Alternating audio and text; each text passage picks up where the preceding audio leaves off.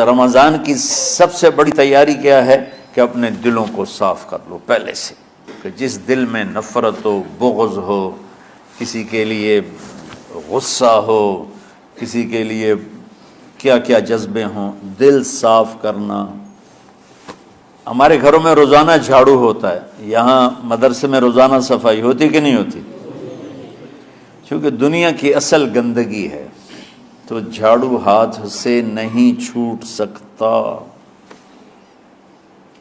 حرم شریف میں دیکھا کیسے چاروں طرف خدام پھر رہے ہوتے ہیں برش لے کر، تو دل پہ غبار ایسے آتا ہے جیسے صحن میں غبار آتا ہے، دل پہ گندگی ایسے آتی ہے جیسے صحن میں آتی ہے۔ تو ہم نے نظام بنایا ہوا ہے، لوگ وہ کر رہے ہیں، وہ روزانہ جھاڑو دیتے ہیں۔ تمہارا دل ایک آنگن ہے، ایک صحن ہے، اس میں بغض، نفرت، حسد، پتہ نہیں کیا کیا گندگیاں آئیں گی اور آتی رہیں گی۔ بچوں ایک کام کرو، جھاڑو پکڑ لو، صاف کرو۔ یا اللہ معاملہ تجھ سے کرنا ہے، لوگوں سے نہیں۔ کسی نے برا کہا، کسی نے غیبت کی، کسی نے گالی دی، کسی نے دھکا دیا، کسی نے حق مارا، کسی نے کچھ کیا، یا اللہ تیرے سپرد میں نے اپنے دل کو سب سے صاف کیا، میں نے اپنے دل کو سب سے صاف کیا۔ یہ اتنی بڑی عبادت ہے کہ بڑے بڑے نفلوں والے، تہجد والے، حج عمرے روزے والے تمہیں نہیں پکڑ سکیں گے، کیونکہ اس کا کرنے والا دنیا میں کوئی نہیں۔ نفل پڑھنے والے تو بے شمار ہیں، عمرے کرنے والے بے شمار ہیں، علماء بے شمار ہیں، حاجی بے شمار ہیں، سخاوت کرنے والے بے شمار ہیں، لیکن اس ٹکڑے کو صاف کرنے والا لاکھوں میں ایک بھی نہیں ہے۔ مشکل کام ہے، آپ یہ سیکھ لیں، صاف کرو، صاف کرو، صاف کرو۔ یہ رمضان کی سب سے بڑی تیاری اور علم کو حاصل کرنے کی سب سے بڑی چابی ہے کہ اپنے دل کو کھلا کر لو۔ کوئی چیز خالی ہوگی تو کچھ آئے گا۔ جس دل میں بغض بھرا ہو، نفرت بھری ہو، حسد بھرا ہو، کینہ بھرا ہو، اس میں خاک آئے، اس میں تو علم کی ایک کرن بھی نہیں آئے گی۔ اس زبان سے چاہے جتنے مرضی موتی بکھیرے، دل اس کا اندھا ہوگا۔ لا تعمى الابصار ولكن تعمى القلوب التي في الصدور۔ یہ آنکھوں سے اندھے نہیں، دل سے اندھے ہیں۔ تو بچوں اپنے دل کو صاف کرنا سیکھو۔ وہ کتنی مشہور حدیث ہے، آپ نے کہا اس دروازے سے ایک جنتی آ رہا ہے، تو ایک انصاری صحابی داخل ہوئے، جوتا ہاتھ میں، داڑھی میں وضو کا پانی۔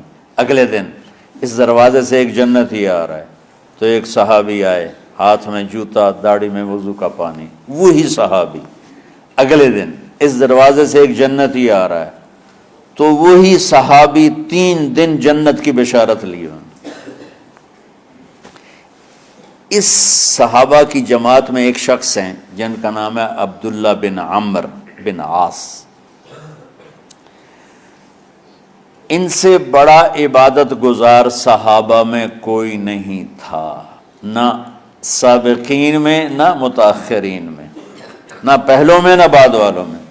ان کی عبادت کیا تھی؟ ساری رات جاگنا، سارے دن کا روزہ، اور ایک ختم قرآن صبح سے شام تک۔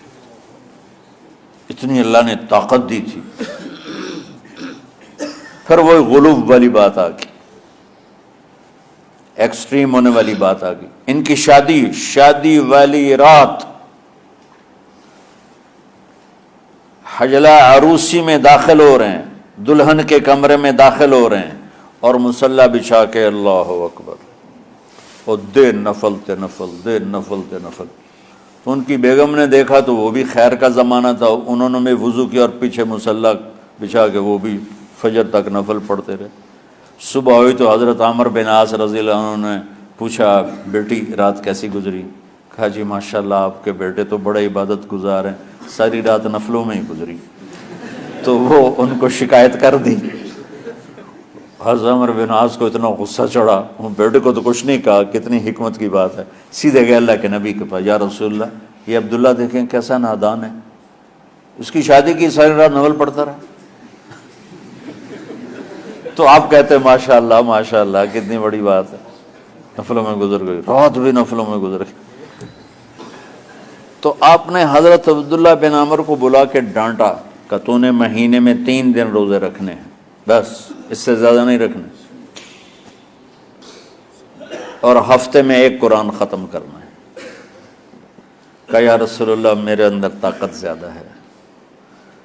پھر اچھا 15 دن روزے رکھنے، کہ نہیں میرے اندر طاقت زیادہ ہے۔ آپ اس کو تھوڑا تھوڑا کر کے گھٹاتے رہے، اور وہ ہر دفعہ نہیں یا رسول اللہ میرے اندر طاقت زیادہ ہے۔ تو آخر میں آپ نے کہا اچھا چلو صوم داؤدی پہ آ جاؤ، 1 دن روزہ رکھو، 1 دن افطار کرو، اور 3 دن سے پہلے قرآن ختم نہیں کرنا۔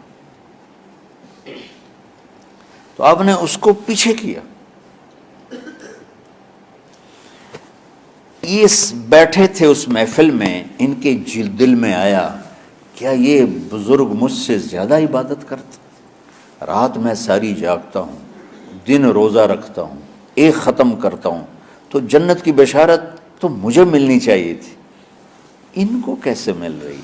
یہ کسی کتاب میں نہیں لکھا کہ یہ ان کا جذبہ تھا، لیکن جو کہ میں ان کی سیرت کو جانتا ہوں تو مجھے خیال آتا ہے کہ ان کی نفسیات میں یہ بات آئی ہوگی، چونکہ صرف انہی کو خیال آیا کہ میں جا کے دیکھتا ہوں کہ یہ بزرگ کیا کرتے ہیں۔ تو ان کے پاس پہنچ گئے، چاچا ذرا، وہ ادھیڑ عمر تھے، چاچا وہ میرے ابا تھوڑے ناراض ہیں، تو کچھ دن آپ کے پاس گزار لوں؟ کا بیٹا بسم اللہ آ جاؤ۔ اب رات ہوتے ہی عشاء کی نماز پڑھ کے انہوں نے جلدی سے چادر اوپر لی اور یوں سراغ کر کے ان چاچا کو دیکھنے لگے ایسے کر کہ اب یہ کیا ساری رات سجدہ کرے گا، اور ساری رات روتے روتے روتے روتے مصلی گیلا ہو جائے گا، یا ساری رات رکوع کرے گا، ساری رات قیام کرے گا، ساری رات قرآن پڑھے گا، اس تصور سے یوں دیکھ رہے۔ اور وہ بزرگ صحابی تشریف لائے، سرانے پہ سر رکھا، اللہم بسمک اموت و احیا، ہو گئے۔ اب یہ دیکھ رہے ہیں ابھی اٹھیں گے، ابھی اٹھیں گے، ابھی اٹھیں گے، اٹھے نا، فجر کی اذان پہ اٹھے۔ اب یہ تو حیران پریشان ہو گئے کہ یہ کیا ہو؟ اس زمانے میں تو منافق تہجد نہیں چھوڑتے تھے ڈر کے مارے کہ پتہ نہ چل جائے ہمارے کفر کا۔ تو یہ چاچا جنت بھی لے گیا تو ستا بھی پیا کہ چلو کل دیکھوں گا۔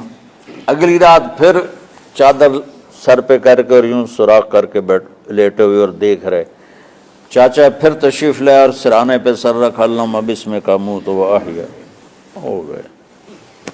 فجر کی اذان پہ اٹھے، یہ اور پریشان ہو گئے کہ میرا نبی کا فرمان تو سچا ہے، اس میں تو شک بھی کفر ہے، لیکن عمل کیا ہے جس پر اس کو جنت کی بشارت ملی؟ 2 رکعت نفل بھی نہیں۔ اور آج کے دور میں تم میں سے ماشاءاللہ اکثر بچے تہجد پڑھتے ہیں کہ 1 رات اور دیکھوں گا، تیسری رات اللہم بسمک اموت و احیا، ہو گئی ساری رات۔ تو تیسری رات پھٹ پڑے عبداللہ بن عمر، کہنے لگے چاچا میری ابا سے کوئی لڑائی نہیں تھی، 3 دن میں تیرے بارے میں سنتا رہا، جنتی جنتی جنتی۔ میں دیکھنے آیا تھا کہ آپ کیا کرتے ہیں، آپ تو کچھ بھی نہیں کرتے ہو، ساری رات سوتے رہتے ہو، اب کیا کرتے ہو؟ انہوں نے کہا بیٹا یہی ہے جو تم نے دیکھا ہے۔ اب ان کو سمجھ میں نہیں آ رہا کہ یہ جوڑ کیسے بٹھاؤں، ادھر جنت کی بشارت، ادھر ساری رات خراٹے، اب یہ اس میں جوڑ کیسے بٹھاؤں، کیونکہ نبی کی بات تو غلط ہو نہیں سکتی۔ تو اب وہ نا ایسے نا بڑے بے دل سے ہو کر واپس مڑے، پتہ نہیں کی چکر ہوئے گی کوئی گل۔ جب وہ دروازے تک پہنچے تو کہنے لگے بیٹا ادھر آنا، واپس آ گئے۔ کہا میں تمہیں اصل راز کی بات بتاتا ہوں۔ کہا کیا ہے کیا ہے؟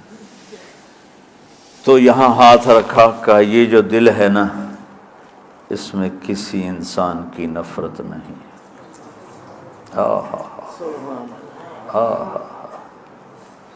اور جب اللہ کسی کو رزق دیتا ہے، عزت دیتا ہے، مجھے کبھی حسد نہیں ہوا، مجھے خوشی ہوتی۔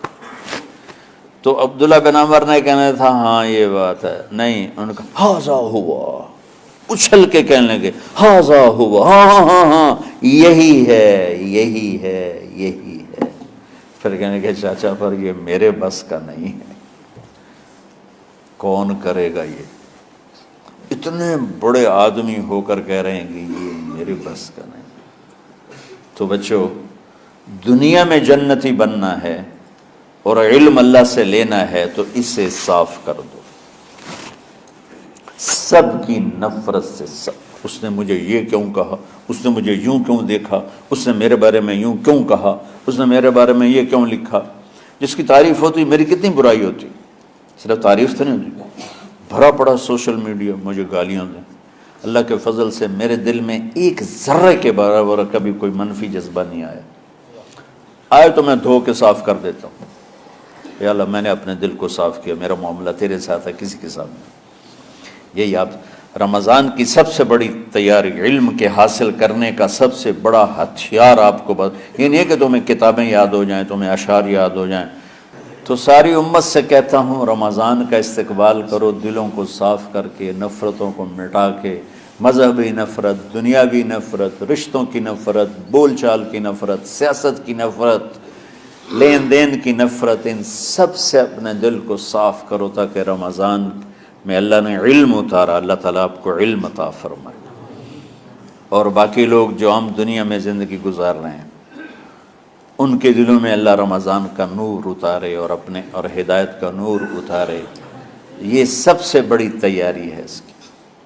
اور کسی سے گلہ ہے، غصہ ہے، ناراضگی ہے، کسی سے بولتے نہیں ہو، ابھی سے شعبان آ چکا ہے، آپ شعبان سے رمضان کی تیاری شروع فرما دیتے تھے، تو اس کی تیاری کیا ہے؟ وہ دلوں کو صاف کرو، معاف کرو، معافی مانگو، تمہارا قصور نہیں پھر بھی معافی مانگ لو، دلوں کو صاف کرو، اور اللہ سے سخاوت مانگو کہ اللہ کو سخی بھی پسند ہے اور صاف دل والا بھی پسند ہے۔